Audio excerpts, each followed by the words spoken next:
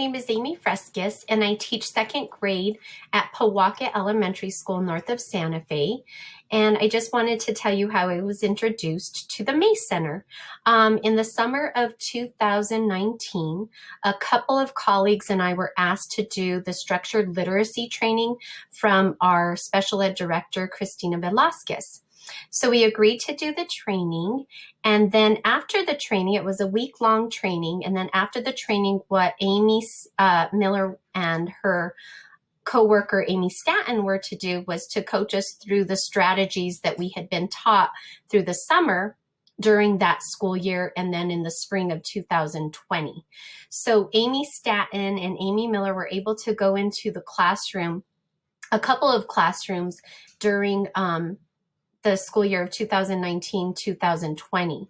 When they got to my classroom, Amy Miller came in the spring of 2020, and during that time, I was called out, so I wasn't able to actually see Amy model a lesson for me.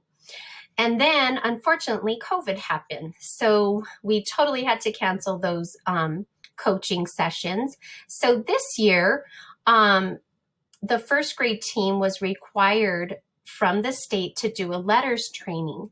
I asked if I could be part of that training as a second grade teacher, just because I had done the training with Amy and I was still wanting to learn more on how to explicitly teach reading to our struggling readers.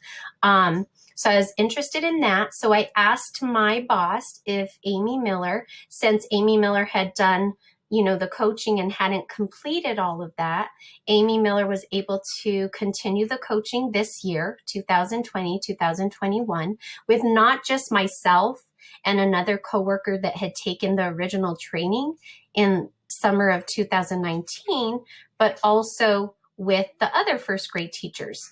So Amy was able to do the coaching with us, and she was able to show us different strategies that we could use with our kids online, because now we were learning a whole different system of teaching students in remote learning. So the first thing that I talked to Amy about was just, I was really, really struggling with RTI, trying to set it up, trying to find out, what do I do first? So in the previous RTI sessions, I just felt that it wasn't very effective. I felt that we were just pulling things here and there to meet the time, not really to meet the students' needs. So Amy, I was able to give Amy some of my student data, and she went over it with me, and we were able to figure out what my kids needed the most and where to start with them. So I had two groups. Some of them were starting at a different point than another group.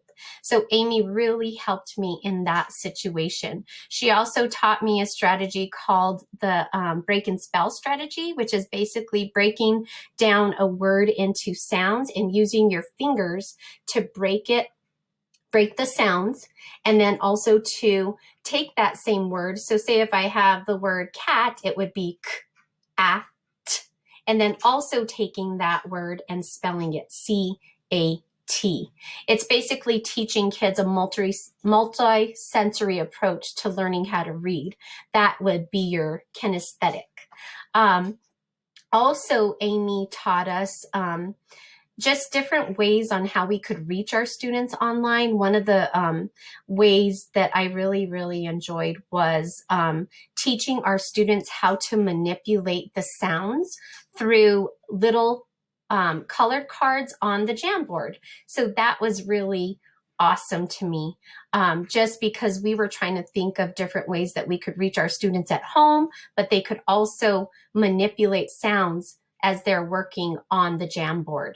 One thing that Amy is working with us right now is just to teach students the writing process and how to break it down for the students, how to teach really the students how to build sentences before they even build paragraphs, which was really an aha moment for me, because I think that when we're teaching students writing, I think we don't really realize that some of them don't even know how to build sentences, with your proper nouns and your verbs, your adjectives. So that was really an aha moment for me.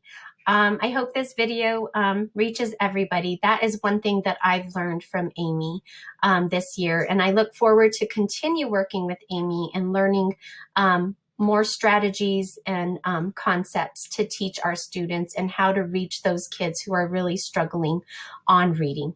Thank you. Hello, my name is Elizabeth Gomez, and I'm a first grade teacher at Pablo Roybal Elementary School in Pojoaque, New Mexico. Today, I just wanted to quickly share my sincere gratitude and appreciation for Amy Miller. I've been fortunate enough to have the opportunity to work with Amy this school year for our structured literacy cohort, and Amy graciously agreed to extend her cohort coaching group with my first grade team of teachers after beginning her coaching session for two of my colleagues last school year. Through this entire experience, I've gained an abundance of knowledge in the foundation of reading and writing, being that we were in a remote setting and learning environment for almost 7 months of this school year. Amy graciously provided us all with lots of great strategies and resources to use in a remote learning environment. This is my 6th year teaching first grade, and I can honestly say I've learned so many new strategies to implement with my students. I've learned to structure my daily lessons and instruction through a systematic and cumulative approach by incorporating synthetic and analytic instruction throughout all aspects of my instruction. And through this entire experience, my students have grown so much as readers and writers, and I'm really looking forward to using the strategies I have learned with my students in person now that they are back in school in person, and also just to continue, using the strategies I've learned to reach my most struggling students in the future as well. Thank you. Hi, my name is Erica Montoya, and I'm a first grade teacher at Pablo Roybal Elementary School in Pojoaque, New Mexico. One strategy that I've learned from Amy Miller and use in my classroom regularly is that of sound tiles. Sound tiles help students segment sounds, decode sounds, and manipulate sounds in a fun, interactive way to become more fluent readers. Hello, my name is Yuri Caballero, and I am a first grade teacher at Pablo Roybal Elementary School. I started the structured literacy training with Amy Miller back in January, and since then we've learned a lot of good strategies that we've been able to implement in our classrooms. What I have enjoyed most about the trainings with Amy Miller is that these are all strategies and information that we've been able to implement into our own classrooms the following day. So every time we have a training, she provides us with the resources and with strategies that we are able to use in our classroom immediately. So that has been really, really nice. One of the exercises that I enjoyed a lot was the multisensory grammar exercise. That during that exercise, we were building sentences using a Jamboard. So we started with very simple sentences using a noun and a verb to build a sentence, and then we moved on to building more descriptive sentences using noun, verbs, adjectives, and prepositional phrases. So this was a really neat activity that like I said, we were able to bring into our classrooms and really work with our students in the area of writing.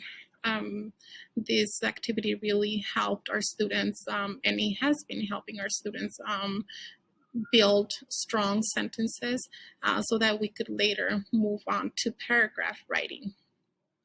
And so, like I said, the training with Amy Miller has been really great. She has done an outstanding job with presenting us good strategies and great resources to use in our school. So I just want to say thank you, Amy Miller, for everything you've done and for all the wonderful resources and strategies you have given to us.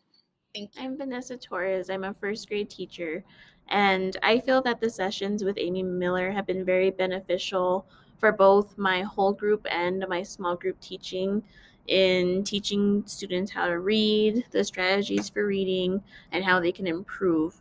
Amy Miller has given us many different strategies that we can use in our classroom, from tapping out sounds to spelling the sounds, building sentences and understanding sentence structure, giving us resources for both online and in-person students, and being there for any kind of specific questions that we have related to our classroom.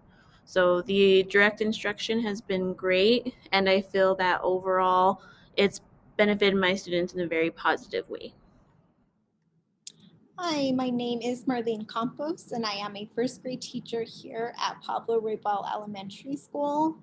And I learned many things from Amy Miller. One of the things that Amy Miller really talked to us about and told us that if we have struggling readers, it may not be that their phonics instruction is not good. It may be that they're lacking phonological awareness. So it's really important that we hone in on that phonological awareness piece when teaching students. We want to find out what areas they're weak in and strengthen the areas that they need. She also modeled for us how to teach phonological awareness as well as phonics, spelling, and writing. She talked to us about the importance of trying to teach with multiple modalities that include auditory, visual, tactile, and kinesthetic. She said that when they use a lot of different modalities, that they're better able to retain and learn what's being taught to them. Another thing that Amy Miller taught us was how to color coordinate what we're teaching them. And this also helps with better retention. Overall, I learned a lot of things from Amy Miller, and I plan to learn more in the summer. Hello, my name is Doreen Salazar, and I'm a first grade teacher at Pablo Roybal Elementary School. After working with Amy, I learned new techniques to work with struggling readers. Amy taught me to work with students on their phonological awareness before introducing letters. She also showed us different techniques in working with students in a virtual setting. She suggested different things such as using a Jamboard and using color coding just to work with sounds and being able to isolate beginning, medial, and ending sounds. So this was really important. I had always introduced letters and decoding, but I think it's very important to introduce the sounds and being able to manipulate them before teaching decoding to students. It was very helpful, and I enjoyed working with Amy. She had lots of different techniques for struggling readers. I'll be using these techniques with my students throughout my teaching. Thank you.